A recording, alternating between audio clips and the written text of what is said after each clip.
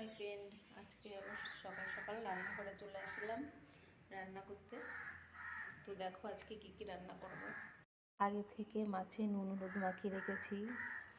এটা হচ্ছে ছেঁচে শাক আর লাল শাক একসাথেই রান্না করব রসুন ফোড়ন দিয়ে। আর এটা পালং শাক বেগুন দিয়ে করব, বেগুন আলাদা একটা রেখেছি। আর এই মাছটা হচ্ছে মাছের ঝাল করব, তার জন্য আলু কেটেছি, পেঁয়াজ কেটেছি, রসুন আছে, টমেটো কাঁচা লঙ্কা কুচিয়ে দেব। আর এখানে হচ্ছে জিরে গুঁড়ো, হলুদ গুঁড়ো আর হচ্ছে ধনে গুঁড়ো ভিজিয়ে রেখেছি আগে থেকে।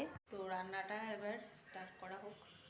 তো কড়াই গরম হয়ে গেছে, কড়াইতে তেল দেওয়া হচ্ছে।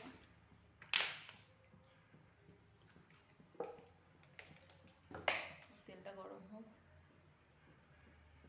এখন তেল গরম হয়ে গেছে, এখন মাছগুলো দিয়ে দেবো।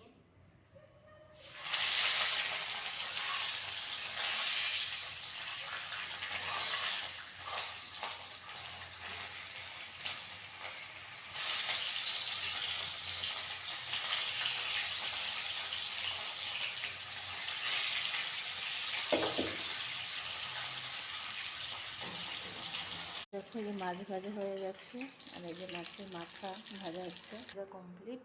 এবার এই পেঁয়াজ ভাজা দিয়ে দেবো। এই মাছ ভাজা তেলেই ভাজা হয়ে গেছে। এবার জিরে ধনে গুঁড়োটা দিয়ে দেবো। এবার কুচানো টমেটো মশলা দিয়ে ডাল কমপ্লিট। তো এবার ঢেকে দেব। আমার রান্না কমপ্লিট। এই যে শাক, আর এটা হচ্ছে পালং শাকটা, আর এই যে মাছের ঝাল।